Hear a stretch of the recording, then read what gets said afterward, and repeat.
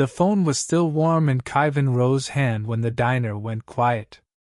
Not the kind of quiet that happens when a song ends. The kind that happens when something shifts, and every person in the room feels it before they can name it. The lunch rush had been steady. Orders running. Coffee pouring. The usual rhythm of Joe's diner on a Thursday afternoon, checkered floors catching the light, red booths filled with regulars, the smell of bacon grease hanging in the air like it owned the place. Kaivan had been mid-order when the front phone rang. He picked it up the way he always did. Steady. Professional. Ready. What came through the line was none of those things. Put Manny on.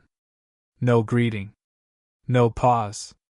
Just a command, sharp, clipped, carrying the weight of someone who had never been told to wait for anything in his life. Kaivan didn't flinch. He'd handled difficult callers before. He took a breath, kept his voice even, and responded the way the job required. Manny isn't available right now. Can I take a message? A pause. Then the voice came back, lower this time. And somehow, that made it worse. I didn't ask if he was available. I said put him on. Kaivan held the receiver and looked at nothing in particular. His jaw tightened once. Just once. Sir, I understand you'd like to speak with him. He's currently. Do you know who you're talking to? The words landed like they were supposed to land. Like a door slamming shut on any further conversation. Like the question itself was the answer. Kaivan set his pen down on the counter.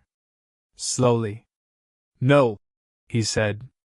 But I know how you're talking to me. Silence. 2 full seconds of it. And then the voice on the line shifted into something colder. Not louder. Just colder. You've got about 3 seconds to fix your tone before.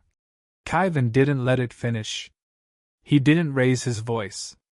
Didn't respond with attitude or heat. He simply said, Have a good afternoon, and placed the receiver down. Not slammed. Not tossed. Set down. Deliberately. Like a period at the end of a sentence that was already finished. Hi viewers, have you ever been spoken to like that by a total stranger, and had to choose between keeping the peace or keeping your dignity? Drop your answer in the comments.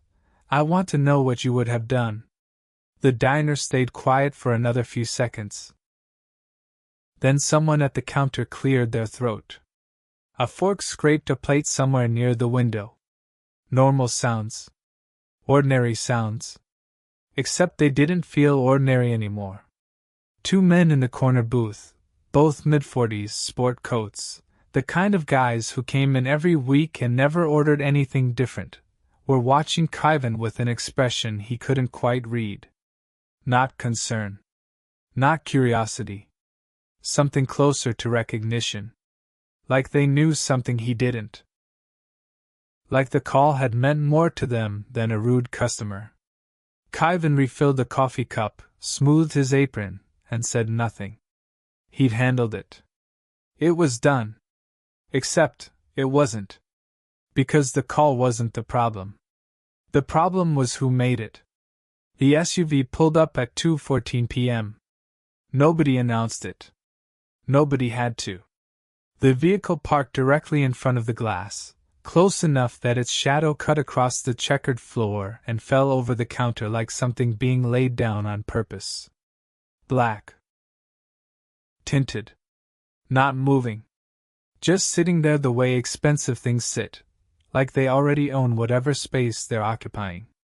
Kaivan was refilling the napkin dispensers at the far end of the counter when the front door opened. He didn't look up immediately. He heard it. That specific kind of entry, the measured weight of footsteps that weren't rushing, weren't dragging, weren't asking anyone's permission. He finished what he was doing first. Deliberately. Then he turned. The man standing inside the doorway was not loud. That was the first thing Kaivan registered. Because loud would have been manageable. This was something else.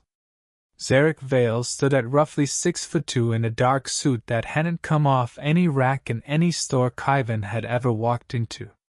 He was built, not in an obvious way, but in a way that became obvious the longer you looked.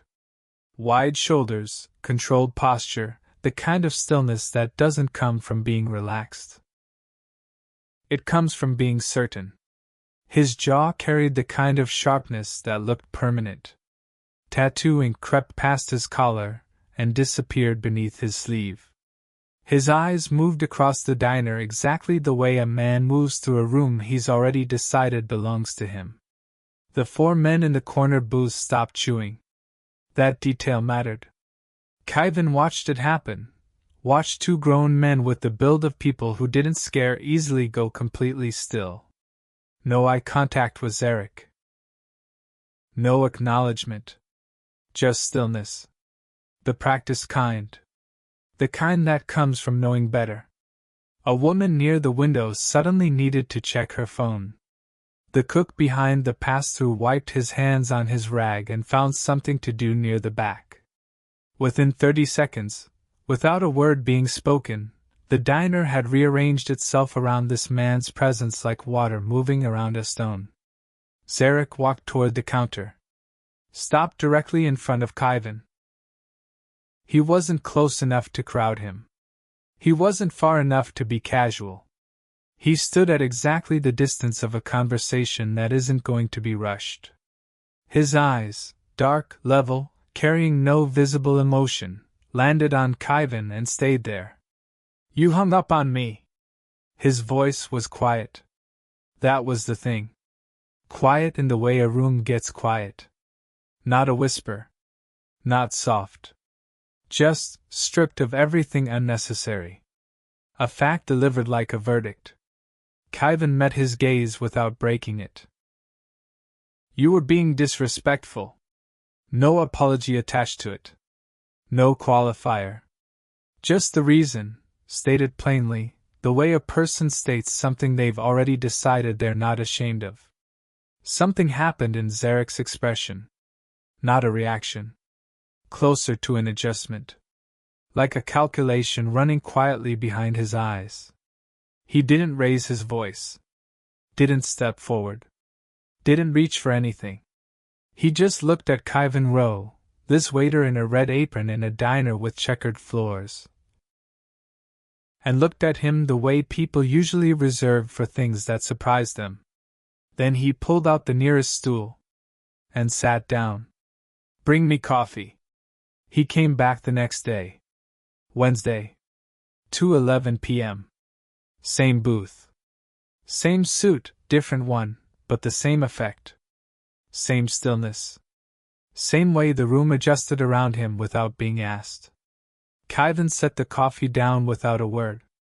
Zerk didn't say anything either. He sat there for 40 minutes, drank 2 cups, left exact change on the counter, and walked out. No phone call.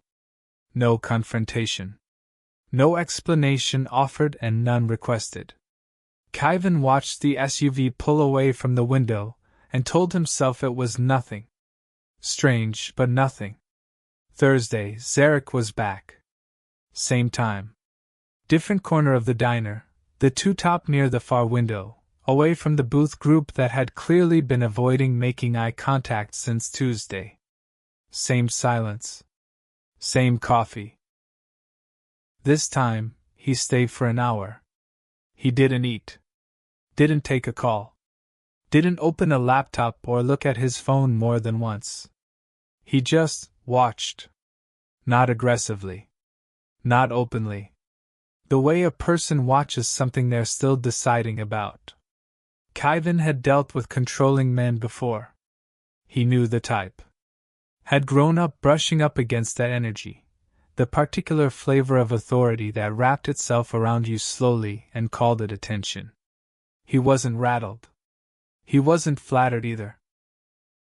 He moved through his tables, took his orders, kept his pace, and refused to let the man's presence reorganize his day. But on Friday, When Zerk returned for the third time in 4 days and the booth group in the corner arrived 20 minutes later and all 4 of them visibly clocked Zerk before sliding in with their heads down, Khyven started paying a different kind of attention. Those 4 men knew exactly who they were sitting in the same room with. And they didn't like it. Or maybe, more accurately, they were careful about it. There was a difference. Khyven caught one of them glancing towards Zerk's table twice in the first 10 minutes. Not a challenging look. Not curiosity.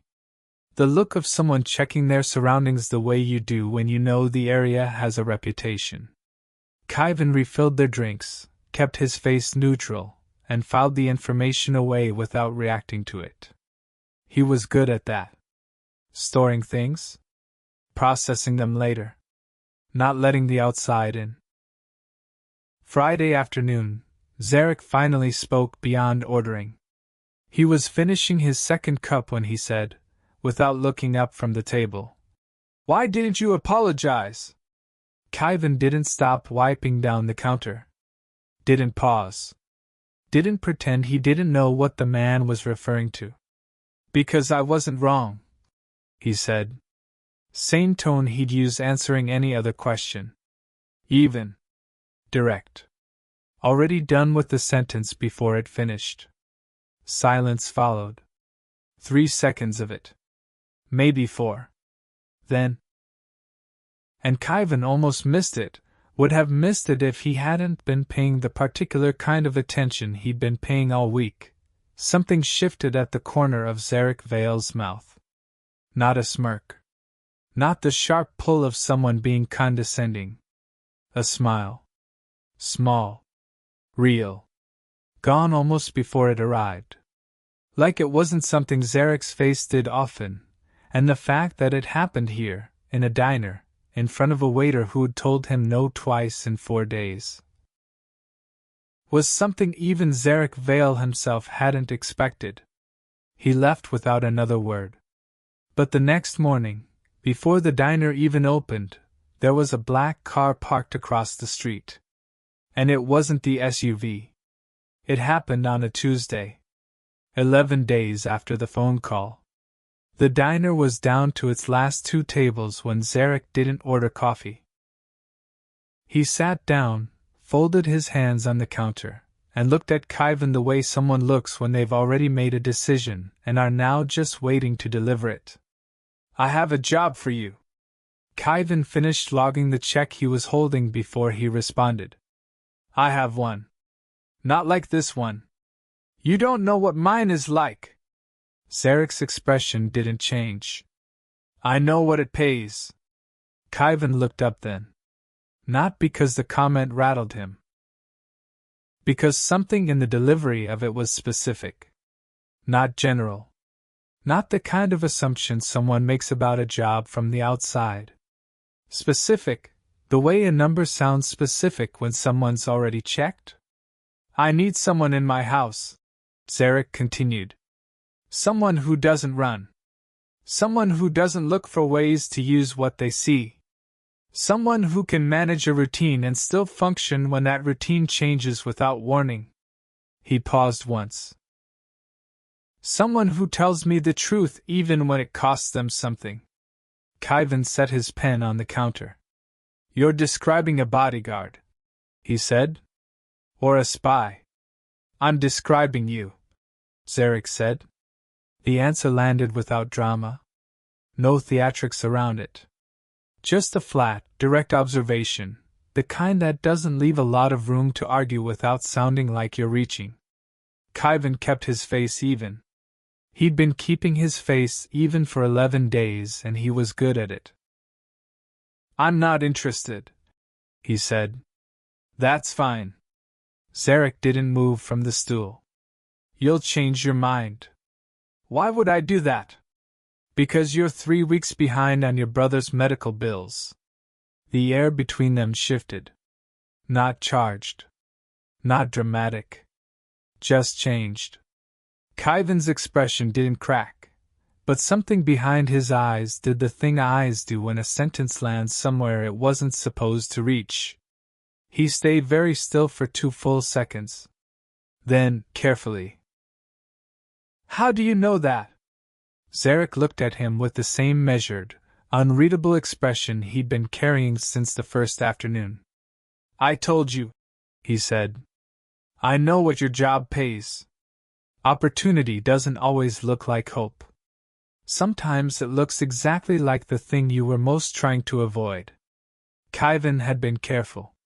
He'd kept his finances quiet, his private life quiet, his situation quiet, because he knew what happened when people with power found your pressure points. He knew. And yet somehow, in 11 days, this man had found the one thing Khyven had been holding together with both hands and mentioned it like a reference point. Not a threat. That was what made it worse. If it had been a threat, Khyven would have known what to do with it. He'd handled threats. He'd walked away from them, stood in front of them, refused them in quiet voices and left the room. This wasn't that. This was information being laid down the way you set something valuable on a table. Carefully, deliberately, and then step back. Think about it, Zerk said. He left exact change. He didn't leave a number. Didn't leave a card. Nothing to call, nothing to follow up with. Just think about it. As if the thinking itself was already a given. As if the answer had already been decided and they were both just waiting for Khyven to finish catching up.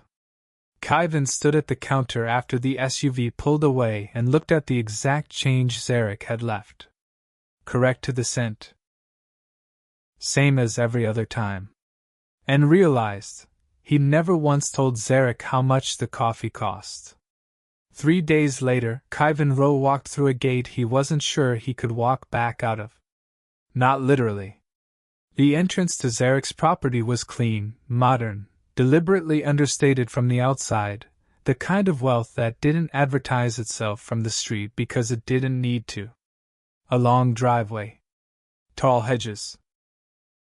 A house that revealed itself slowly, which Khyven was beginning to understand was the style of everything connected to this man. Nothing announced. Everything deliberate. He'd been met at the gate by a driver who spoke 4 words total and seemed to consider even those excessive. The house itself was large without being loud. Open spaces. High ceilings. Natural light through floor-to-ceiling windows. Expensive and cold in the way spaces get cold when they're maintained by people who move through them like staff, not like residents. Like the house existed but no one lived in it. Like something crucial was missing from the center of it. He found out what that was within the first 20 minutes. A door opened down the east hallway, not dramatically, not with warning, and a child walked out. Small. Couldn't have been older than 7. Dark-eyed, serious-faced, wearing a sweater 2 sizes too large and moving through the hallway with the kind of quiet that children develop when they've spent too much time around adults who don't have space for noise. He stopped when he saw Khyven. Didn't run. Didn't speak. Just stood at the end of the hallway and looked at him with the full, unguarded assessment that only children and very tired people are still honest enough to give. Khyven didn't make a performance of it. Didn't crouch down, didn't put on a voice, didn't do any of the things adults do when they're performing comfort rather than offering it. He just looked back. Steady. Easy. Like he had nowhere else to be and no opinion about it either way. 5 seconds passed. Then the child, still without speaking, walked forward. Stopped about 3 feet from Khyven. Looked at him one more time. Then reached out and touched the sleeve of Khyven's jacket once, briefly, with 2 fingers. Like he was checking that the person was real. Then he turned and walked back down the hall. Khyven watched him go. Somewhere behind him, he heard a door, the particular kind of near silence that happens when someone who's been watching from a distance takes 1 step back. He turned slowly. Zerk Vale was standing at the edge of the main room, near the far wall. Arms at his sides. Expression carrying nothing readable. But his eyes were on the empty hallway where the child had disappeared. And for the first time since Khyven had known him, since the phone call, the diner, the 11 days, the job offer, Zerk Vale looked like something other than a man in complete control. He looked like a man waiting for something he didn't know how to ask for. Khyven said nothing. He turned back toward the hallway. Children didn't respond to power. He'd known that since he was one. They responded to something quieter. The simple, unperformable sense that a person was present for them rather than for themselves. And whatever that child had looked for when he reached out and touched Khyven's sleeve, he'd apparently found enough of it to walk forward instead of away. That mattered. Khyven wasn't sure yet what it meant. But it mattered. He heard Zerek's footsteps move away down the opposite hall. And somewhere in the east wing, a small door clicked quietly shut. The sound of a child who had decided, for reasons entirely his own, that today was slightly less alone than yesterday. Khyven stood in the center of a house full of expensive silence. And understood, without anyone saying it out loud, that he wasn't just hired to manage a routine. He was hired to fix something that money couldn't reach. The question was, what had broken it in the first place? And why did the answer feel like it was standing right behind him?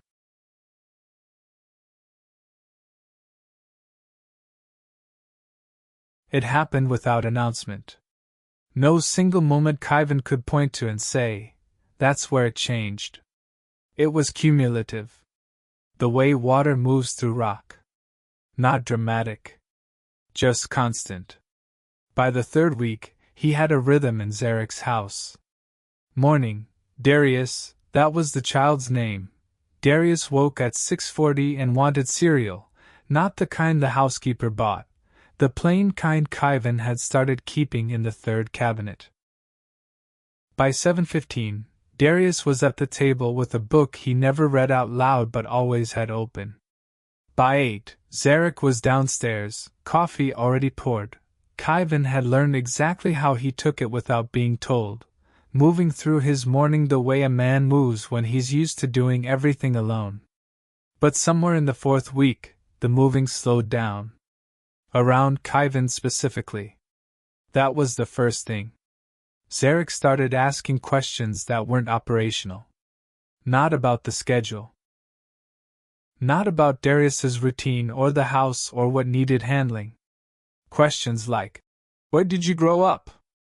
Delivered the same way he delivered everything else. Flat. Direct. No softness around the edges. Like the personal nature of the question hadn't registered as different, or he simply didn't care that it had. Khyven answered him the same way. Short. True. Not offering more than what was asked. And that seemed to interest Zerek more than a longer answer would have. Like the restraint itself was information. The eye contact changed. Pause on that. Because eye contact is something most people manage without thinking. A glance, a look away, a standard social rhythm. Zerek had always looked at Khyven directly. That wasn't new. But somewhere in the fifth week it stopped feeling like assessment. It started feeling like something Zerek was choosing. Deliberately. Like looking away was an option he was consciously not taking. Khyven noticed it the way you notice a shift in temperature. No single degree responsible. Just, the room is different than it was an hour ago. One evening, Darius had fallen asleep on the couch between them. Neither of them moved to carry him upstairs immediately. Zerek was looking at the boy. Khyven was looking at nothing in particular. The house was quiet in the specific way it got quiet after 9 p.m., all that expensive space just absorbing the silence. Then Zerek said without turning his head, "You're not what I expected." Khyven didn't ask what he'd expected. Most people tried to figure out how to use the access. Zerk continued. You act like you'd rather not have it. I'd rather not need it, Khyven said. Another pause. Longer this time. Then, that's not the same thing. No, Khyven said. It's not. Darius shifted in his sleep. And something in the room shifted with him. Not physically. Not with any action. But the line that had been sitting between professional and personal, the one Khyven had been careful about, had kept clear, had respected with the same discipline he applied to everything, that line moved. Not broken. Not crossed. Just moved. Quietly. Without permission from either of them. The dangerous part wasn't what was happening. It was how natural it felt. Like the house had been waiting for this temperature all along. Like the cold in the walls was finally releasing. Khyven stood up first. Picked up Darius carefully. Carried him upstairs without being asked. He didn't look back. But he heard Zerk's voice from the bottom of the stairs. Quiet. Almost to himself. Why do you stay? Khyven kept walking. He didn't answer. But he didn't have an answer that would have made things simpler either. And that, more than anything said in that house across 5 weeks, was the thing that kept him awake long after the lights went out. The first sign came on a Tuesday. Khyven was walking back from picking up Darius from his afternoon session 3 blocks east, a low-key arrangement, nothing publicized, when he felt it. Not heard. Not saw. Felt. The particular weight of being watched from a direction he couldn't pin down. He kept walking. Didn't change pace. Didn't look behind him. He filed it as heightened awareness, the kind that spikes and fades. By Thursday, it didn't fade. A gray sedan he'd never seen before was parked across from the property gate for 2 hours. Gone before Zerk's usual return time. By the following Monday, someone had asked the dry cleaner 3 streets over whether the new guy at the Vale house was permanent staff or temporary. The dry cleaner mentioned it to Khyven like it was nothing. Small talk. It wasn't small talk. Being close to power doesn't make you safe. It makes you visible. Khyven had understood that intellectually from the moment he walked through that gate. But understanding something in theory and feeling it standing behind you on a public sidewalk are 2 entirely different weights. He hadn't said anything to Zerk. Not yet. He was still calculating whether it was enough, whether he'd reached the threshold where silence became a liability rather than discretion. Zerk reached that threshold first. He came into the kitchen on a Wednesday evening and set his phone face down on the counter, which was the specific gesture Khyven had learned meant something had changed in the operational temperature of the day. No greeting. He stood with his back to the room for 3 seconds, thinking, or deciding, then turned. You were followed yesterday. Not a question. Khyven looked at him steadily. I know. From the Renfield crossing to 2 blocks from here. I know. Zerk's expression moved.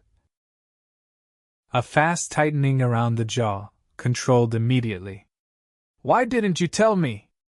I was going to. When? When I was sure it wasn't routine surveillance. Zerk looked at him with something complicated behind his eyes. Not anger. Something that required more space than anger. There's no such thing as routine surveillance in my world, Khyven. That was the first time he'd used his first name. Either of them acknowledged it. You need to stay inside, Zerk said. Reduce exposure. No more pickups alone. No movement without, I'm not yours to control. The words came out level. No heat in them. No challenge designed to provoke. Just a boundary, stated the same way Khyven stated everything, plainly, without decoration, without apology. Zerk went still. The kind of still that wasn't passive. The kind that happens when a man with considerable force applied to situations chooses, consciously, not to apply it. His jaw worked once. He set both hands flat on the counter. Looked at the space between them. "I'm not trying to control you," he said. And his voice, for the first time Khyven could recall, carried something that sounded less like authority and more like effort. "I'm trying to keep you alive." The room held that sentence for a long moment. Khyven didn't respond. Not because he had nothing to say. Because the way Zerk had said it, the particular texture of that sentence, the way the effort in it was audible, said more than Khyven knew how to answer without crossing the line that had already moved once and hadn't moved back. Outside, somewhere down the block, a car engine cut off. Then silence. The kind that sits on top of something unresolved and waits. Darius called from upstairs. And both of them moved at the same time. Stopped.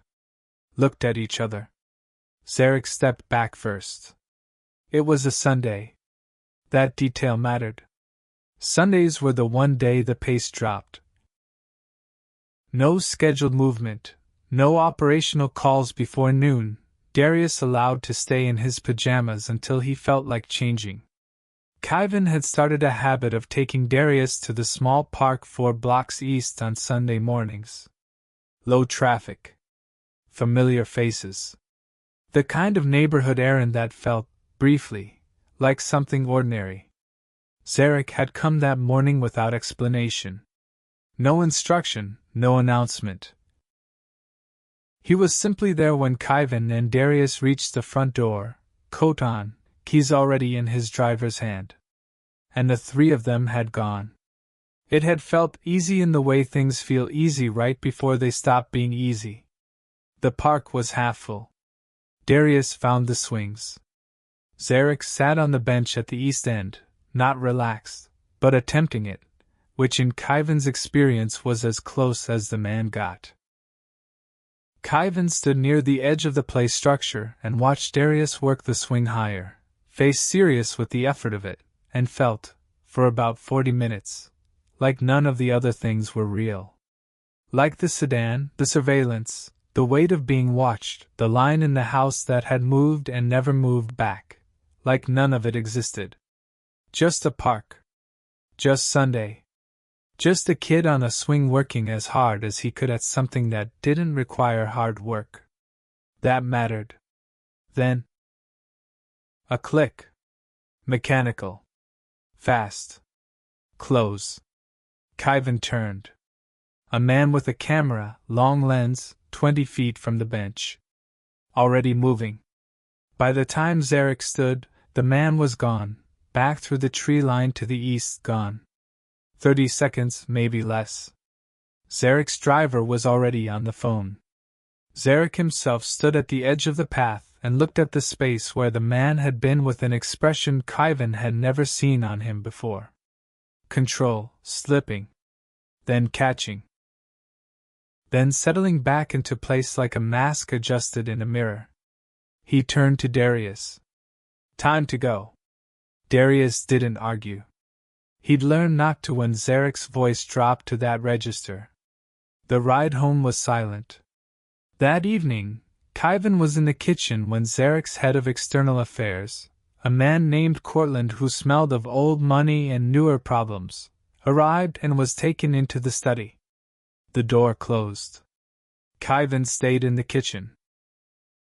But the house's acoustic design had a flaw in the east hallway, something about the ceiling angle, and if you stood at a specific point near the doorway, voices from the study carried. Khyven didn't move from the kitchen. But the words reached him anyway. The image is out. Cortland's voice. Flat. Professional. 3 outlets have it. They're framing it as a personal association. The language is careful but the implication is direct. His inner circle is reacting. The Marin group has already sent communication. They're calling it a vulnerability, A pause. Zarek's voice, quieter than Cortland's, which somehow made it heavier. How wide? Wide enough to move on. Another pause. He becomes a liability the longer this sits unaddressed. Khyven set his glass down on the counter. Slowly. The word sat inside him like a stone dropped into still water. Liability. He'd heard it used for assets. For investments. For property. He hadn't heard it used for himself before. The study door didn't open for another hour. When it did, Zerk walked past the kitchen without stopping. Without looking in. And Khyven understood, before anything was said, before any conversation happened, that something had already been decided. He just didn't know yet what it was going to cost. The next morning, Zerk called him into the study. Khyven walked in and knew before he sat down. He'd spent the night cataloging the signs. The silence in the hallway, the ways Zerk had walked past the kitchen like the room didn't exist, the particular quality of a man who has made a decision he doesn't want to make and has stopped looking at the thing he's about to let go of. Zerk was standing when Khyven entered. Didn't sit. That was information too. He looked at Khyven directly. He always did. But this time, the directness had something behind it that looked less like certainty and more like discipline. This was a mistake, Zerk said. 4 words. That was all. Khyven didn't move. Which part? All of it. His voice was controlled. Measured in the specific way voices get measured when the control required to maintain them is significant. Your being here. The arrangement. He stopped. Adjusted. It was a mistake. I moved on impulse instead of strategy. That doesn't happen. Khyven looked at him for a long moment. He felt the sentence land. Felt the exact place it landed. Not the professional rejection of it, that was manageable. The other part. The part that treated what had happened in that house across 6 weeks like a miscalculation. Like something to be corrected and filed. Okay, Khyven said. Zerk's expression moved. A fast thing. Gone quickly. There'll be a package. For the transition. And I don't need a package. Khyven, I said I don't need it. He stood. He kept his face even. He had always been good at that. Storing things?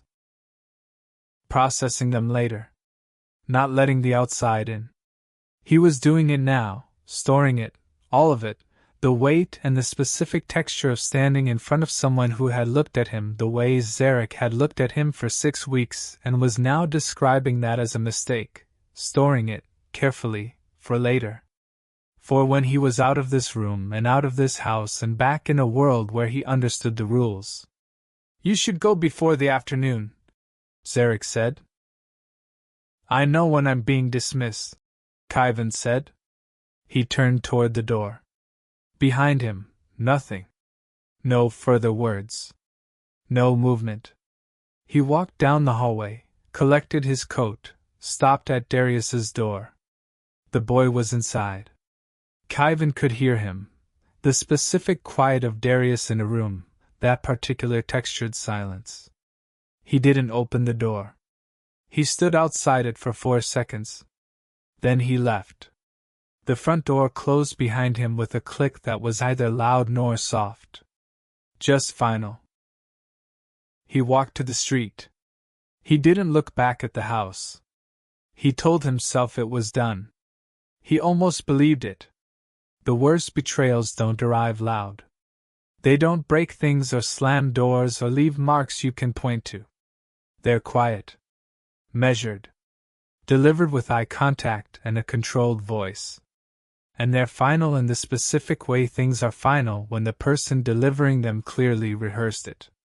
Khyven rode the bus back across town. Got off 2 stops before his own, the way he always did when he needed to walk and think. The city moved around him, regular, indifferent, entirely unaware. By the time he reached his block, he'd filed it. Not resolved. Filed. He let himself into his apartment, set his keys down, and stood in the middle of the room that suddenly felt both familiar and entirely insufficient. Something felt off. He couldn't locate it. Couldn't name it. It sat in the back of his understanding like a note that's slightly wrong in an otherwise clean song. You hear it, but you can't immediately explain why it bothers you. Zerk Vale was not an impulsive man. That was the thing. Khyven knew that more clearly than almost anything else he'd learned in 6 weeks. Every move that man made was measured. Every word was weighted. The morning he'd pulled Cortland into the study. The way the dismissal had been delivered. Clean, controlled, with no visible emotion and zero room for argument. It was the performance of a man operating from a script. And the specific kind of performance required when a man is doing something that isn't actually what it looks like. Because sometimes, distance is protection. He didn't have evidence for that thought. He had instinct. And 6 weeks of watching a man who never did anything without reason, and the quiet, specific wrongness of a dismissal that was too clean. He sat with it. Didn't move on it. Filed it next to everything else and waited. 3 days passed. On the 4th morning, he found a white envelope under his apartment door. No return address. His name on the front in handwriting he didn't recognize. Neat, brief, deliberate. He picked it up. Held it. Set it on the table without opening it and made coffee first, because that was the kind of man he was, the kind who controlled his own pace regardless of what was sitting on the table. When he finally opened it, there was a single card inside. 4 words. He read them once. Then sat down.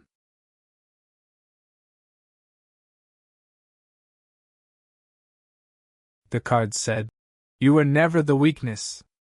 Khyven read it again. Then a 3rd time. Not because the words were complicated.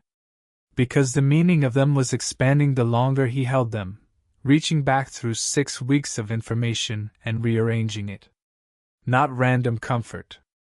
Not something vague. A specific message sent specifically, with the specific knowledge of what the word weakness had meant in the context of what had been decided. Which meant, whoever sent this had been inside that decision. Had known what was said in that study. Had understood the exact weight the word carried for Khyven and chosen to address it directly. That wasn't a coincidence. That was a calculation. Over the following 10 days, things happened that Khyven wasn't supposed to see. He saw fragments. A news item, brief, buried in a local outlet, about a property management group called the Marin Associates, facing an internal regulatory audit. No detail on origin. No visible pressure from outside. Just, suddenly under review. 2 days later, a man Khyven had recognized from the gray sedan, the one that had been parked outside the gate for 2 hours on that Thursday, was photographed by a street camera and identified in a neighborhood report as a person of interest in an unrelated matter. Gone from the street. Then 3 more things like that. Each one small. Each one traceable, if you were paying the kind of attention Khyven was paying, back to a single point of origin. Each one clearing a different piece of pressure that had been applied to Khyven's life from the outside, pressure he hadn't even fully mapped yet. Real power doesn't prove itself. It doesn't hold up a record and ask you to acknowledge the score. It moves, and the only evidence it leaves is the absence of the thing it removed. Khyven understood that now in a way he hadn't understood it when it was a concept rather than something happening around him. He wasn't a liability. He had never been a liability. He was something worth protecting. And the protection had looked like abandonment because that was the only form it could take without making him a target from a different direction. He sat with that for a long time. The anger that had been sitting in his chest since the morning in the study. Not loud anger, the quiet, sustained kind, didn't disappear. But it rearranged. Shifted into something more complex. Something that required more vocabulary than anger. He was still deciding what to call it when his phone buzzed with a message from a number he didn't have saved. 3 words. Step outside. Now. He read it once. Looked at the time, 7:40 a.m. Looked at the window. Looked back at the message. He stood up. Went to the door. Opened it. Stepped onto the front stoop of his building into the early morning, cool air, thin light, the street still carrying that specific quiet of a city not fully awake. He looked left. He looked right. And across the street, the black SUV. Parked the way it always parked. Like it belonged there. Like it had always been there. The rear window lowered. Khyven could see the shape of Zerk in the back seat, not moving, not gesturing, just present. Watching him the same way he'd watched him in that diner on day 1, across the counter, measuring something no one else in the room could read. Khyven stood on the stoop and looked back at him. Either of them moved. The morning held them there for 3 full seconds, suspended in that particular stillness that exists right before something shifts permanently. Then Khyven saw him. East side of the street. Half a block down. Standing in the shadow of a building entrance, both hands in his jacket pockets, watching the SUV with an expression too controlled to be casual. A man Khyven didn't recognize. Not from the Marin group. Not from any of the faces he'd catalogued across the past weeks. New. Zerk's window stayed down. But his head turned, slow, deliberate, toward the east side of the street. He'd already seen him. The man in the shadow didn't move. The SUV didn't move. The morning held everything in place for one suspended second, like a photograph taken right before the frame changes, right before the next thing starts, right before the version of the story where everyone's cards are on the table and no one gets to pretend otherwise. Then the man in the shadow pulled out a phone and looked up. And this time, there was someone standing next to him. That's where it ends. Not cleanly. Not with resolution. With the specific, suspended weight of a story that has just shifted into its most dangerous chapter, the one where the rules from every previous chapter no longer apply. Khyven on the stoop. Zerk in the car. 2 unknowns across the street. 6 weeks of careful decisions and uncrossed lines and quiet protections suddenly not feeling quiet anymore. This is the part where everything that was managed stops being manageable. If this story moves something in you, if you felt the tension, the weight of those quiet decisions, the cost of choosing dignity over comfort, then this channel is where you belong. Subscribe right now and turn on notifications so you don't miss what comes next, because the next story on this channel carries that same kind of weight, the kind that stays with you. Drop a comment below and tell me, when someone protects you by pushing you away, is that still love, or is it just control wearing a different face? Your answer might inspire someone else reading right now.